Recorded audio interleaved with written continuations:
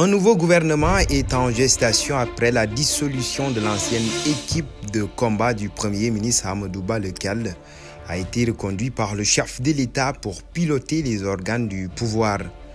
À quel genre de gouvernement il faudrait s'attendre? Les observateurs livrent des indices. Mais si le gouvernement d'attaque et de combat est dissous, on s'attend à ce qu'il y ait peut-être un gouvernement de perforation.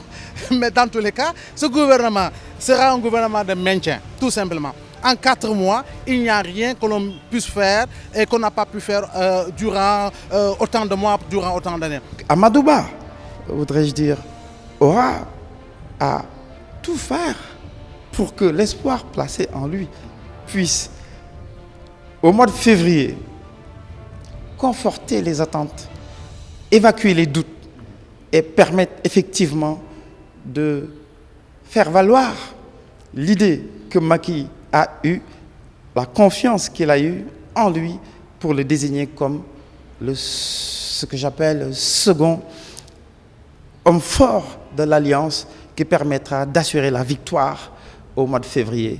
Malgré les changements qui vont intervenir, il sera difficile dans un temps imparti de satisfaire les attentes des Sénégalais, croit le journaliste et chroniqueur Abdoulaye Mbow. Ce gouvernement, à mon avis, n'aura pas les ressources nécessaires pour aller dans le sens de soulager les Sénégalais par rapport justement à la vie chère, par rapport à l'électricité qui est véritablement invivable, exponentiellement chère, par rapport à nombre de faits économiques et d'approche sociale, et par rapport à cette émigration massive des jeunes, malheureusement, qui sont des bras économiques et qui meurent dans la Méditerranée, qui meurent dans le désert, qui meurent sur la rue du Nicaragua.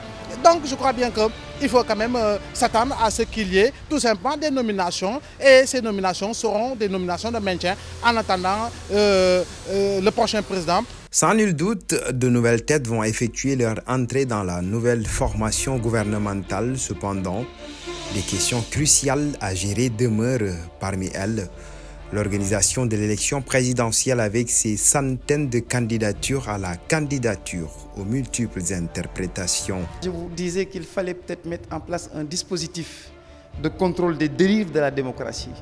Dérives de la démocratie parce que le nombre de partis politiques, si pour autant ces candidatures sont validées, vous voyez combien ça peut coûter à l'État en termes de dépenses. Ça, c'est de 1. De 2, toutes ces candidatures individuelles ou collectives à partir d'une coalition ou d'une alliance, ces candidatures-là seront vécues à la fin du premier tour sous forme d'alliance. Ce qui fait quoi? Ce qui fait qu'on peut se retrouver après le premier tour avec 3 grandes tendances, ou 2 grandes tendances, avec l'autre tendance qui sera la tendance qui permettra d'élire le président. Il y a des candidats que l'on connaît sérieux, qui sont à la tête d'appareils politiques ou de mouvements, qui travaillent sur le terrain depuis plusieurs mois, depuis plusieurs années, qui croient véritablement en leur chance de pouvoir gagner, qui font le travail de base, qui font le travail d'animation, qui sont dans l'investissement politique à tout point de vue, qui ont des efforts programmatiques et qui sont allés dans le sens de pouvoir aller convaincre les Sénégalais. Ça, c'est la première échelle. La deuxième échelle, il y a une catégorie de candidats qui sait qu'elle ne pourra pas, à mon avis, avoir un pourcentage dépassant la catégorie de 1 ou 2%, mais qui ont en ligne de mire les prochaines élections. Autrement dit, se positionner par rapport à la candidature de la présidentielle, titiller le terrain par rapport aux opérations de parrainage, aller à la rencontre des Sénégalais, mais véritablement ont en ligne de mire les élections législatives d'une part et les prochaines locales d'autre part. Il y a une troisième catégorie, c'est la troisième échelle. La troisième échelle, ce sont ceux-là qui sont dans les calculs politiques. Autrement dit, ils savent qu'ils ne pourront pas passer les parrainages, ils savent qu'ils ne pourront pas être candidats.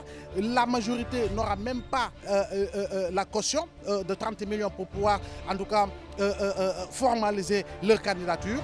Mais ils attendent de voir, par rapport à la première catégorie, à la première échelle, qui est le mieux placé, qui, à leur avis, en tout cas, massifie, se donne les chances de pouvoir gagner pour aller s'y greffer. Pléthore de candidatures, certes, mais la question que tout le monde se pose est de savoir comment on en est arrivé à ce stade.